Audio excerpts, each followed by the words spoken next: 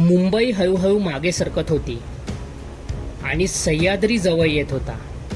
आजचा प्रवास फक्त ट्रेक नव्हता, तो होता एका गडाच्या स्मरणात प्रवेश करण्याचा प्रयत्न. अहिल्यानगर जिल्ह्यातील भंडारदरा परिसरात वसलेला रतनगड हा सुमारे 4255 फूट उंचीवर उभा आहे. काही इतिहासकारांच्या मते हा गड मध्ययुगीन काळात अस्तित्वात होता. पुढे तो निजामशाही, मुघल आणि अखेरीस मराठ्यांच्या ताब्यात गेला. स्वराज्य विस्ताराच्या काळात छत्रपती शिवाजी महाराजांनी या भागावर नियंत्रण मिळवलं. घाटमार्ग, व्यापारी मार्ग आणि परिसरावर लक्ष ठेवण्यासाठी हा किल्ला रणनीतिदृष्ट्या महत्वाचा ठरला. रतनगड सहज मिळत नाही, तो दगडी पायवाट्यांनी चालावा लागतो.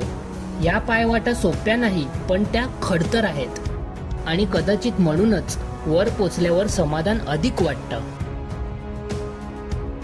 तटबंदी इत्यादी हे सर्व स्वावलंबी लष्करी रचनेचे उदाहरण आहे. रतनगडाचं सर्वात वैशिष्ट्यपूर्ण रूप म्हणजे नेडे पॉइंट, वाऱ्याच्या नैसर्गिक झिजेतून तयार झालेली दगडी कमान. संध्याकाळ झाली आणि रतनगड शांत होत गेला. दिवसभर गजबजलेल्या पायऱ्यांचे मार्ग आता फक्त वाऱ्याचा आवाज ऐकवत होते. रात्रीचा गड वेगळाच असतो, इतिहास जास्त जाणवतो आणि माणूस थोडा शांत होतो.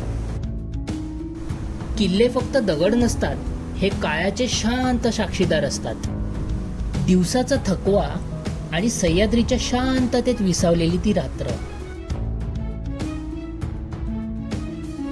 पहाटेचा रतनगड कालचा गोंधळ नाहीसा झालेला असतो, फक्त धुके आणि सह्याद्रीचा विस्तार.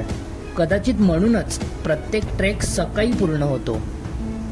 आणि इथेच सह्याद्रीच्या कुशीत उभं आहे एक प्राचीन मंदिर, अमृतेश्वर. इतिहासकारांच्या मते हे मंदिर 9व्या ते 10व्या शतकातील मानले जाते.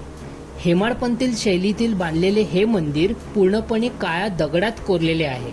प्रवेशद्वारावरील शिल्प, सभामंडपातील कोरीव स्तंभ आणि नंदीची मूर्ती त्या काळातील उत्कृष्ट शिल्पकलेची साक्ष देतात. सह्याद्रीच्या शांत परिसरात उभं असलेलं हे मंदिर रतनगडाच्या साहसी प्रवासानंतर एक वेगळी शांतता देऊन जातं आणि रतनगड पुन्हा एकदा पहारेकरी बनतो. हा ट्रेक थकवून गेला, पण इतिहासाशी पुन्हा जोडून गेला. सह्याद्री प्रत्येक वेळी काहीतरी शिकवतो शांतपणे. तर चला मित्रांनो, तुर्तास थांबूया आपण इकडेच. भेटूया नवीन ठिकाणासह नवीन भागात. पाहायला विसरू नका फिरस्ती फॅमिली.